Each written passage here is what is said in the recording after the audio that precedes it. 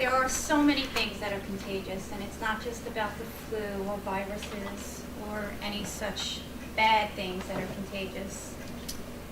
My job tonight is to persuade you of something. And I have to tell you that for me, usually getting up here and they tell me I have to do a speech tonight, call me in the morning, I'm fine with it. Most of the time, I'm fine with it. This was such an important speech to me because I'm getting in front of people trying to get you to do or act or think in some manner. And I feel that there's so much power behind that it's actually more of an honor for me to even try to persuade you to do anything, because who am I? I'm such a little person in the realm of things in life.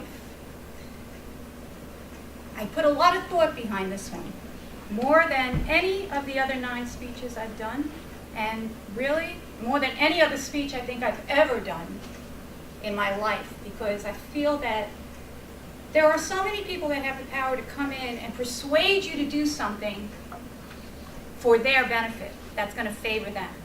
So somebody comes in and, they have a story twisted in one way and they share it with you, and they persuade you to believe what they think and how they feel and the way they saw that to happen. And that's such a power. I didn't think anybody really should be possessed with that much power. What I thought about was, do I want to tell you how to live and be green? How to buy, how to best shop for prices? That's not any of my business to share with anybody. Who am I to tell anybody what to do? But yet, they want me to stand up here and tell somebody to think in one way and get you to think about this. So I really struggled for a long time on what to do, what to talk on. And I came up with, in the middle of the day, I went into the store because we ran out of paper at the office, so I walked into Staples. And there's a couple, not a couple, there's a lady and an old man walking out of Staples, and he's just holding on to her, and it must have been her dad. I don't know.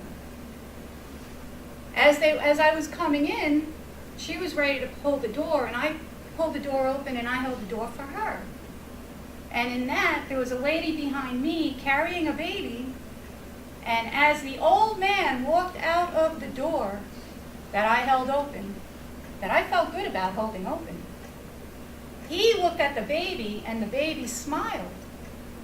And he smiled, which doesn't seem like a big thing. It didn't seem to me to be a big deal. But the daughter started to cry. She was moved to tears by his smile. And she turned to him and she said, "Dad, what happened? This man hasn't smiled since he had a stroke in May," I found out. This was a tremendous deal. The old man turns to the daughter. "Reminds me of you," he said. The baby smiling reminded him of her when she was young, caused him to smile because I held the door open. They had that clear vision. What an honor to see that. This is while I'm thinking about, what am I going to write? What am I going to talk about? Who am I? That was so moving to me that when she turned and she said to me, "He hasn't smiled since May. Do you know what it's like to see your father every day and you can't get him to smile? The kids can't get him to smile." And I thought about that. And had she opened the door, I would have been in his way. He wouldn't have seen the baby. And what a simple act to open the door. So what I thought about was, that's what I'd like to persuade you guys to do. One little simple act every day. It will cost you nothing. It's free. It doesn't cost you anything to hold the door open or smile at somebody or greet them as you're walking past them. For all you know, that might be the only happy moment they have in months, if not years or a lifetime. It's hard to imagine that you go through life and little kids never had the opportunity to laugh. There are so many abused little kids. They don't even know what it's like to laugh. Imagine. Much less they're smiling. So now you can get them out in public, somebody looks them in the eye and throws them a little smile, and that can change their whole life. So it doesn't cost anything, it's free. So I'm not asking you to go out and spend anything. I'm not even asking you to exert any extra energy as you travel around your day. Don't go out of your way, don't go to any special places. Be nice. Just present some niceness to somebody else. You don't know what other people are going through in their entire life in the background. You just never know. Your hello might be the reason they stepped out of the house today, was to have some life interaction with somebody else. What do we know? Behind closed doors, nobody knows how people live. And think back into your life, because you know in your own life, there are times that you're happy nobody knows how you lived. Okay?